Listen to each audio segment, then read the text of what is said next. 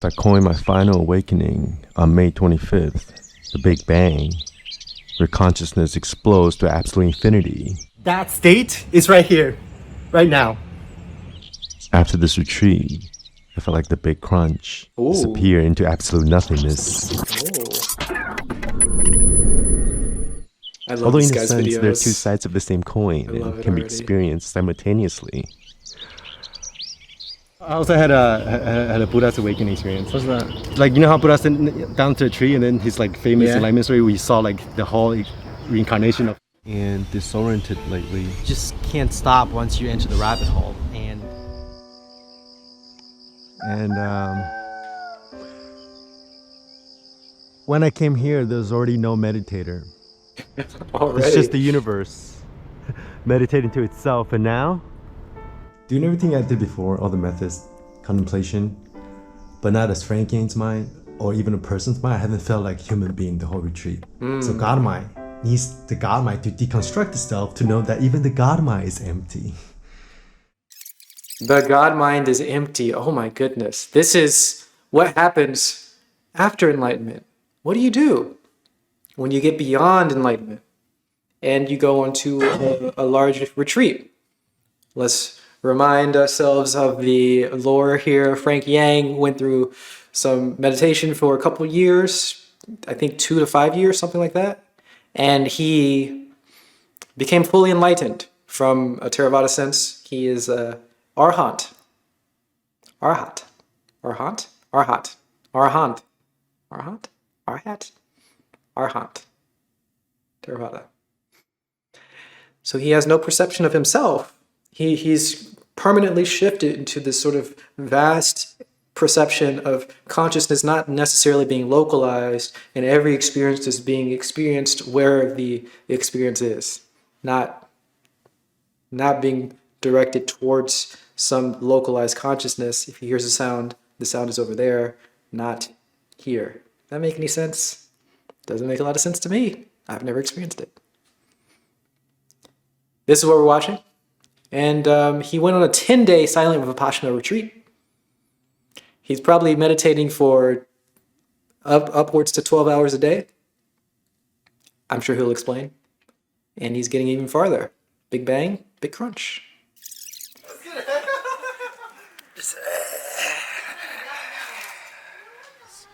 And from that point, it was just like, I mean, for like 30 minutes, I was like just like holding on, trying to hold myself stable and shit. I was just like, and then the only thing I can think of says contact awareness, but this huge fucking field. So can you describe the feel? What you said was like everywhere. What does that mean? It's just like everything. Stephen Yang said he after the retreat he was seeing like insects like big as like a human or whatever, like just like right in front of him, like it would just appear randomly on the street or like in his room, whatever, and it would be like as real as the real thing. Darren said when he went to the 5% retreat, he was stuck in this DMT ayahuasca realm, like this world of fractals and universe, and he couldn't get out of.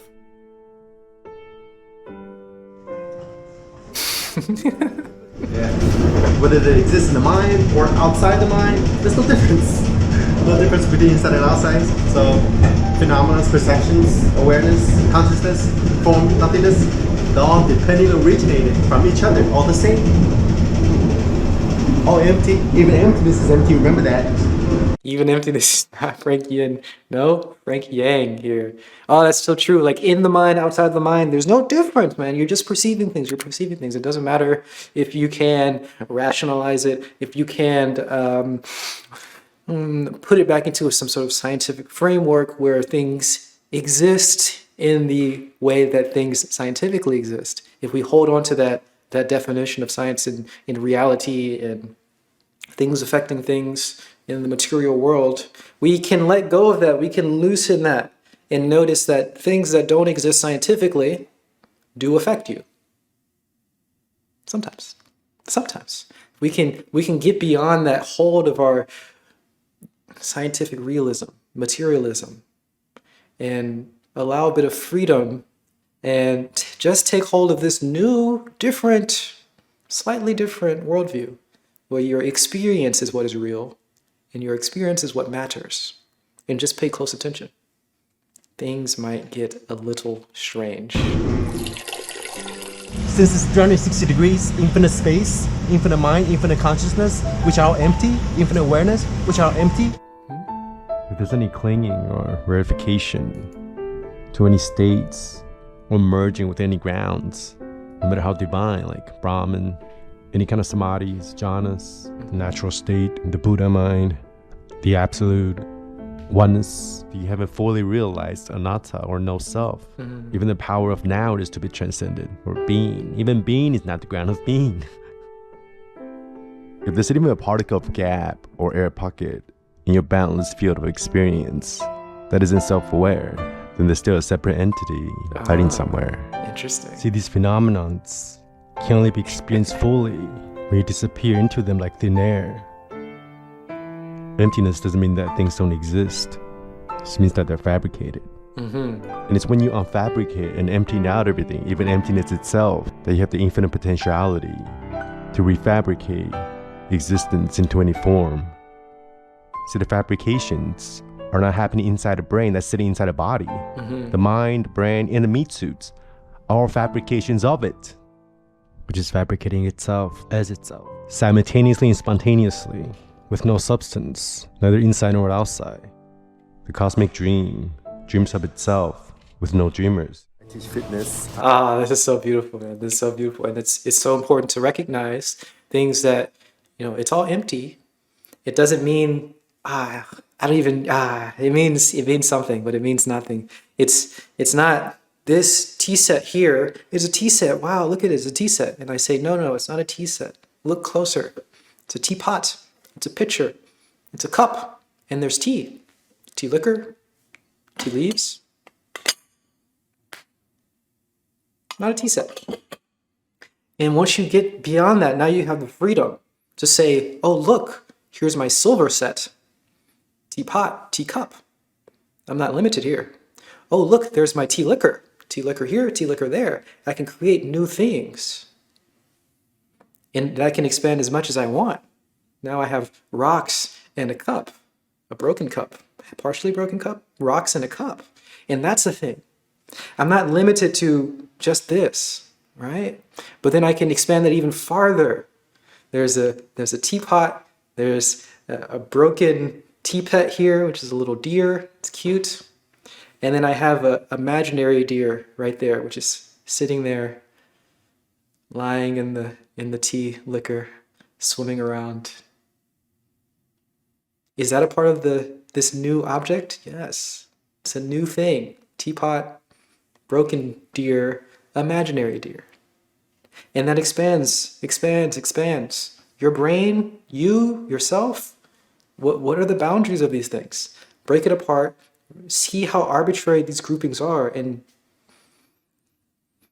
it does something. I don't know what it does, but it does something. When you go deeper, you see infinite perspectives. Yes. Yeah. Because there is no self. There is no objective grouping of phenomena, whether it's matter, whether it's experiences. There's no true grouping that is more real than another. It's all just different ways of seeing it. And you can expand your vision to see beyond all the things that we've limited ourselves to.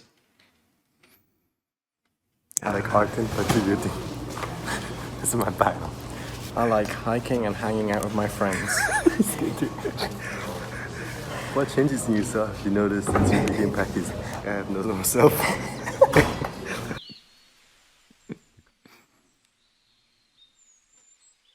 And this dream isn't some content rising and passing from some eternal cosmic dreamer. Because there's no distinction at all between the content and the context, form and formlessness.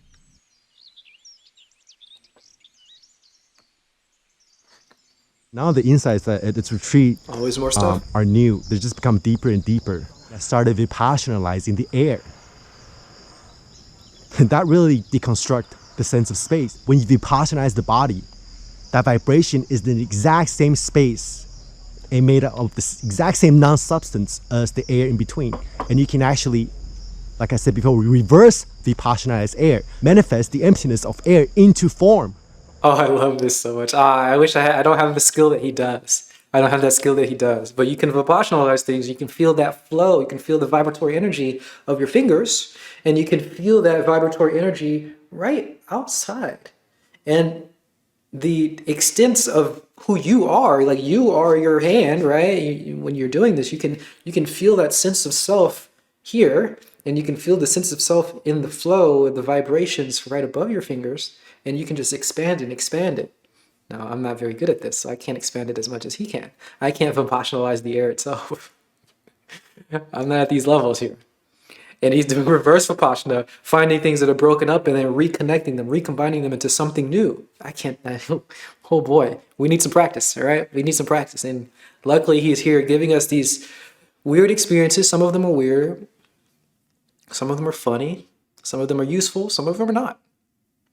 He's giving us these experiences to give us inspiration so that we can do it ourselves. And I really love it. I'm so happy that he's here doing this for us and giving us all this information. This is golden.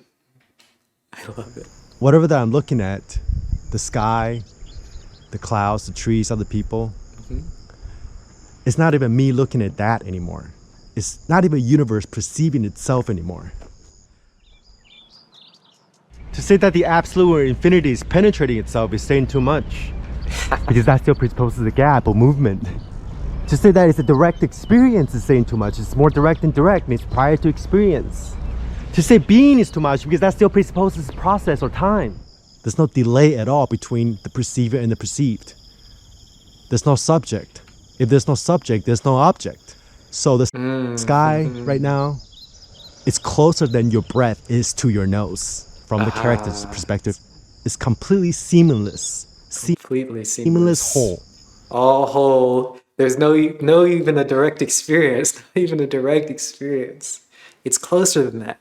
And this is the problem with using language. And this is the problem with using thinking and saying that you can't understand it. I like to say that you can't understand it. Because you can, but not in the way that you do understand normal things.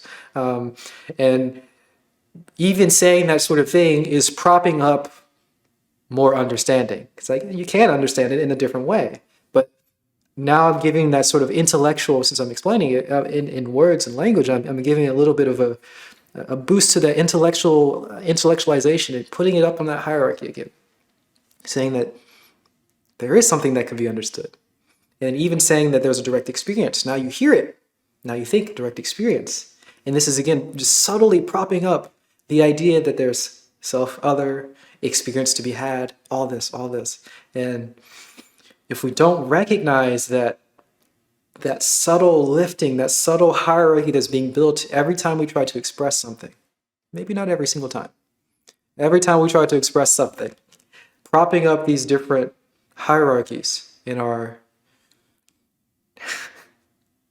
I can't even explain it without eating itself right now, because I'm trying to not do it, but you can't not do it. But we're propping up all these hierarchies, disrupting the perfection, disrupting the experience that's more direct than direct. We have to see beyond that. But how do we see beyond that? We have to see beyond that. And this is extremely difficult to do. And this is why a lot of people like to say, there's nothing to be said. You can't say anything about it. You can't. Because anything you say might prop up the idea that speaking is more important than the experience. Even saying experience might be propping up the idea of experience than the actual. It's truly With ineffable. no gap truly. at all. Not even a particle of gap in my field of experience. But just as much as everything else is ineffable. See, that's the tricky part. Everything is. And even to say that this is more ineffable than anything else, that's separating it too much. It's so tricky. So tricky. Perception, no matter how subtle, still presupposes clinging.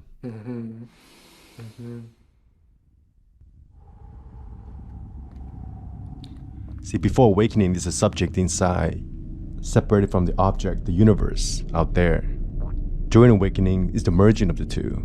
I am the universe. After awakening, both the subject and the object vanish. It's every sensation, sight, sound, thought, body, emotions, the world are quote unquote in the same non-location, neither arising nor passing away. The past, the future, and the present coexist simultaneously. See, if the past, the future, and the present are codependent and arising, then if the past is no longer here and the future never comes, which means that the present moment can't exist either. If you have any thoughts about the past or the future or the now, you're fabricating a fabrication on a fabrication. Fab on fab on fab. In the stateless state of absolute perfection, which transcends and gives rise to space, time, mind, and matter. Nothing's happening, nothing ever happened, and nothing will ever happen, but everything is happening simultaneously. Even the concept of simultaneous may be getting us a little bit too far away from what it is, because everything is being fabricated, as he's saying. But the concept of now, the concept of past, the concept of future, that's so tricky. It's like when you read the first chapter of a book. I read the first chapter of Harry Potter. When did humanity start in the world of Harry Potter? It didn't. Until we start thinking about it now. It didn't. You have to fabricate it. But when you fabricate it is when it happened. But then even fabricating time is when time is fabricated. It's so hard.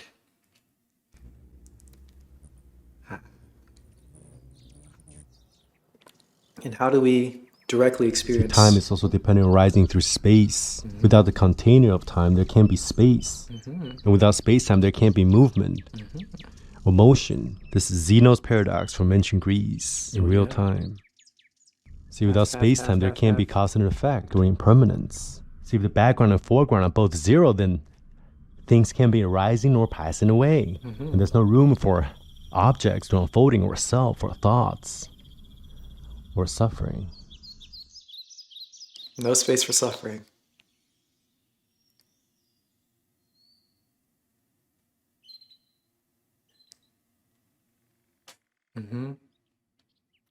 It's so difficult to get to that, noticing, feeling it directly. Because when you look, you see there must be past, there must be future. Everything must be scientifically confirmed. Because when I look at it and I start to look at it in a scientific lens, I see science and I see past, future, and I see, yeah, because you're looking at it in that way, of course. You have that lens. Notice that. But how do you get beyond that? How do you see through that lens? I don't know.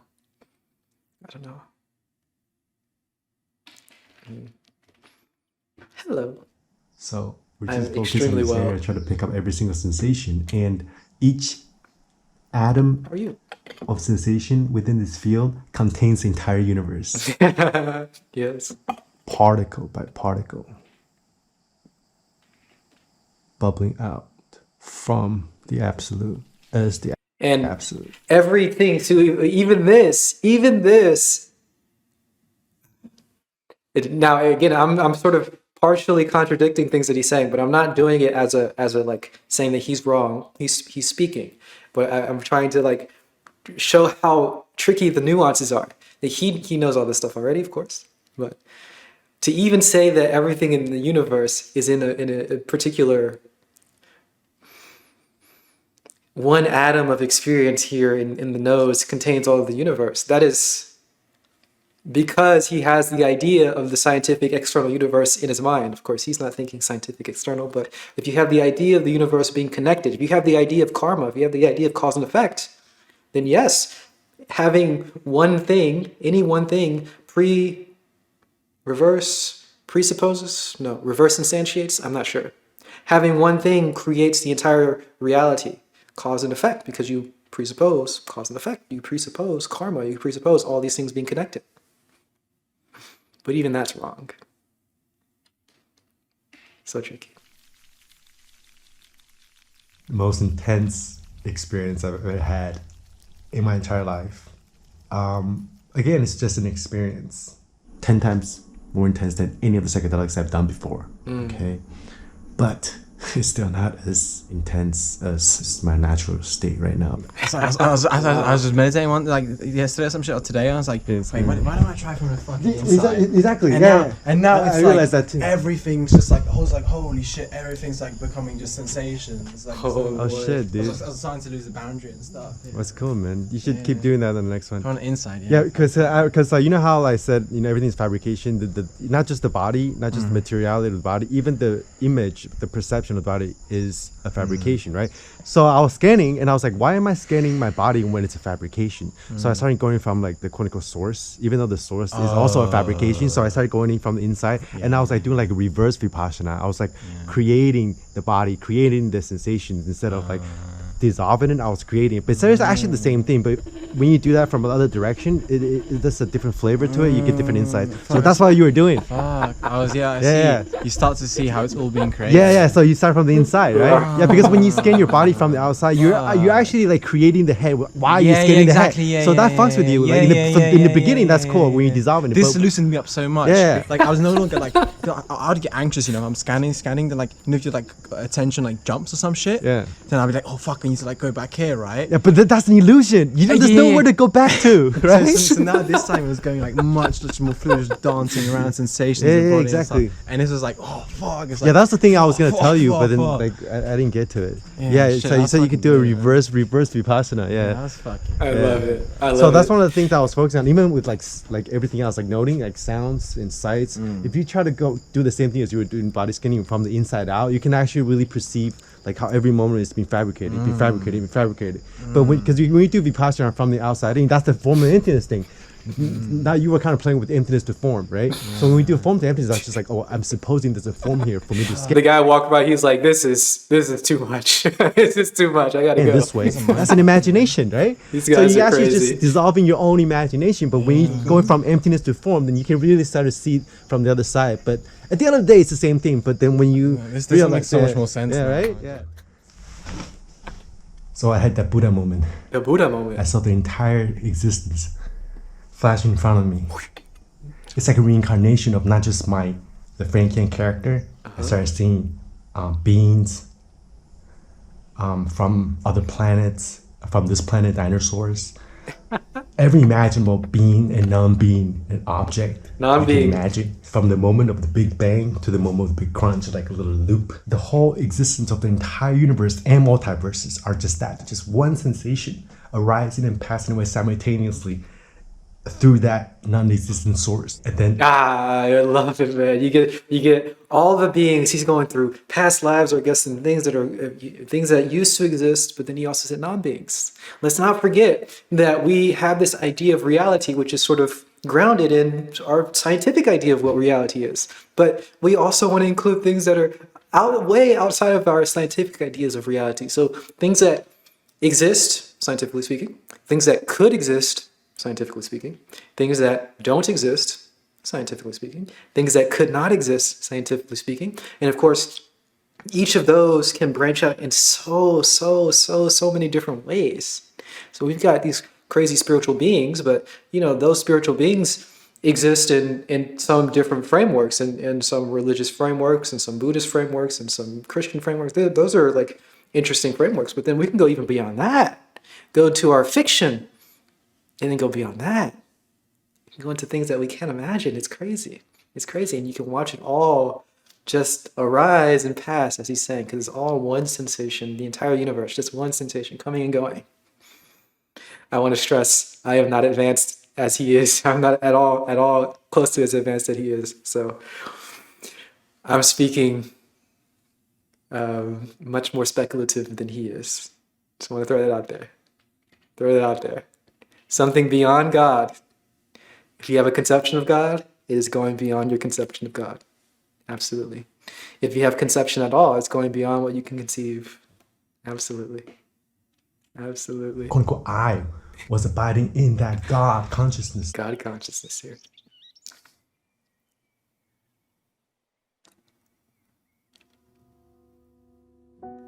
Today I felt love and compassion at the deepest, purest level.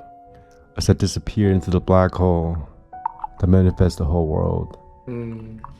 See, from the non-vantage point that belongs to no one, while looking at a person eating or walking, it feels like, quote unquote, I am the one moving his mouth while cycling his legs. This meat suit in its mind, which has no contour, is vibrating and blending in equal footing with everything else in the environment.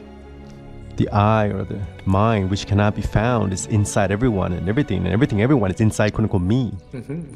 Because it's neither self nor other, see?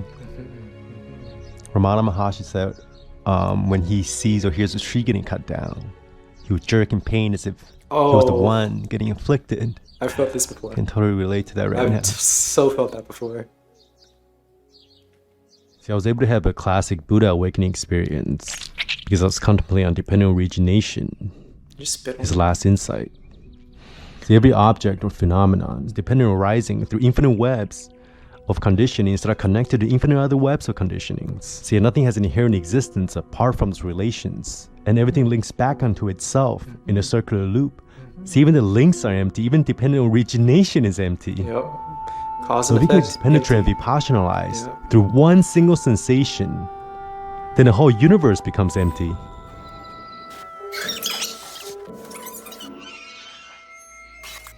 Suffering is dependent on craving. And craving is dependent on the object of craving. An object is dependent on perception, and perception is dependent on consciousness. All these phenomena arise through, with, and as each other. Nirvana is samkara. Ta-da!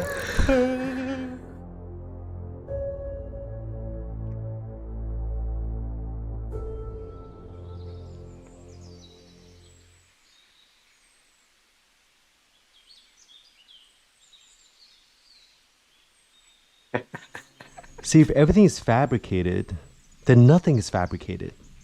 Oh. Even fabrication itself is fabricated. Oh. And the duality between the unmanifested and the manifested disappear. You're like, oh, I read this spiritual text about the unborn, the deathless. Where is it? I can't find it. How come I'm not realized yet? Because it's right here. Source and appearance are one. And if the creator and the created, depending on arising us, zero, then there's no one behind the curtain, nor is there a curtain. The whole show is a mirage. You see the divine in the most mundane.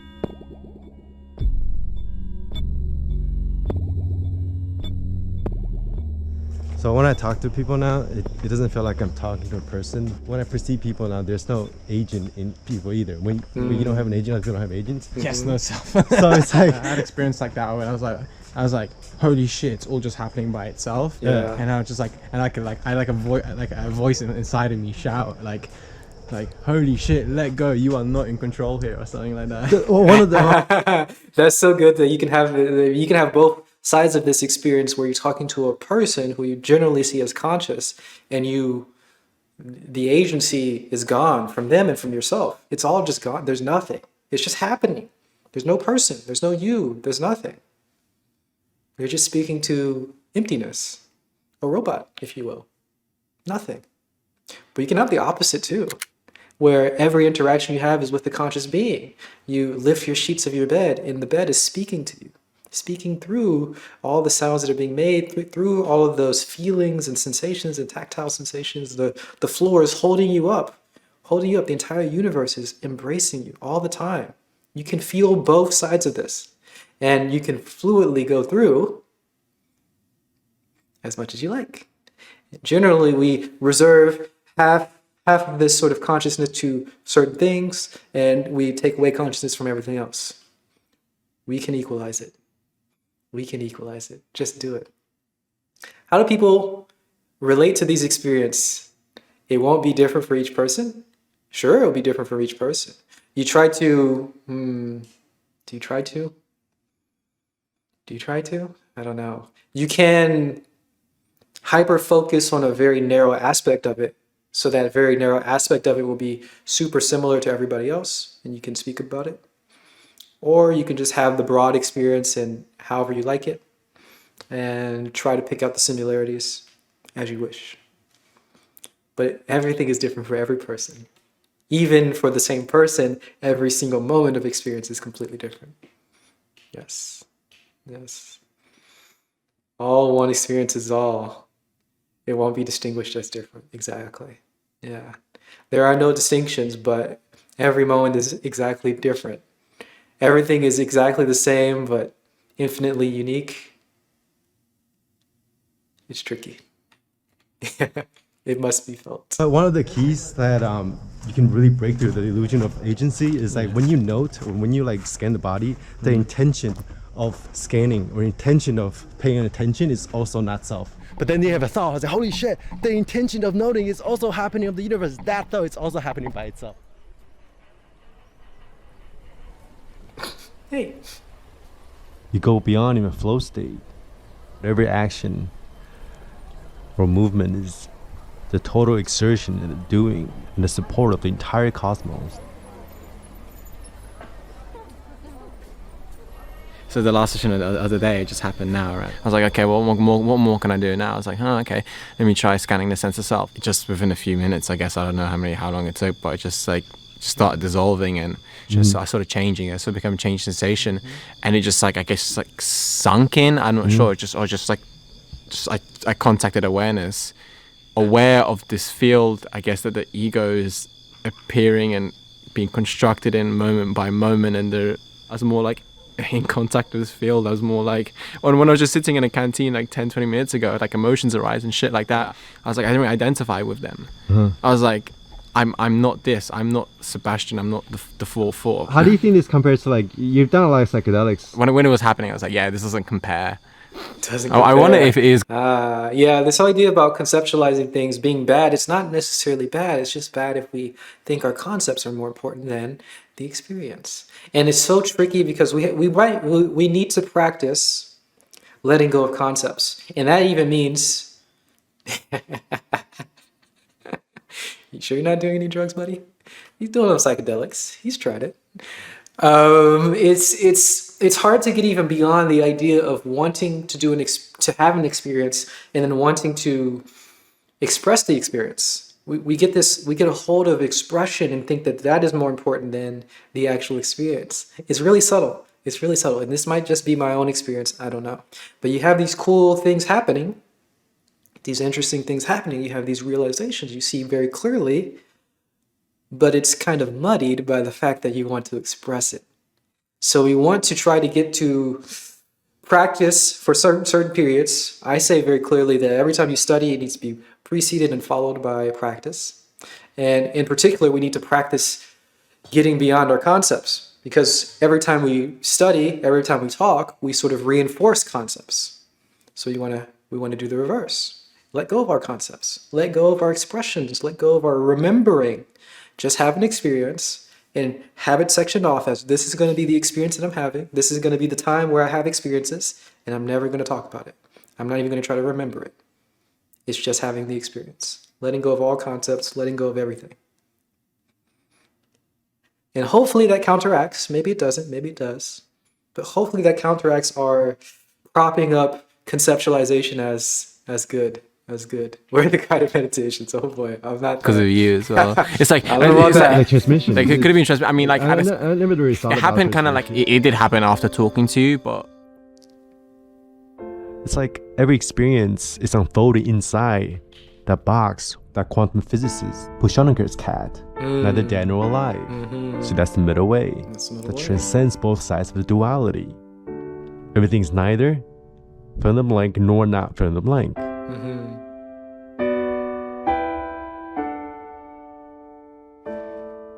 Wow. What a beautiful video. Thank you so much, Frank. Always enjoy his videos. I mean, he's got expertise and mastery with filming and editing, and of course, he's so inspirational with his energy. Love it. I'm so glad you all are here. Thanks for hanging out. Lurkers, chatters, subs, followers, everybody. So happy to have you here. Thanks for hanging out. We got to say some nice things to Frank. What do we say? I'll just say very inspirational. Very inspirational. Thanks. Thank you for awakening for us and energizing us all. And I'm gonna put some smiley faces and some hearts, because that's how I feel. Boom. Very inspirational. Thank you for awakening for us and energizing us all. For awakening for us? Does that sound weird? Thank you for awakening for us. We'll stick with it. What a lovely guy. Too dull. He's awakened for us, though he's not awakened, because there's no awakening. And he is energizing us. But he's energizing us because he is us, and he woke up for us. And it's inspirational, because he's making us wake up. He's encouraging us to meditate. But we don't need to meditate, because he's already done it for us. But there's no him, there's only us. And there's only me, and there's only you. But me and you are the same, and I, but there's not even an I. So who am I thanking, and why am I thanking? Too much duality. Fabrication on fabrication on fabrication. Yet we love it. When awakening happens, the whole universe awakens. So true. So true.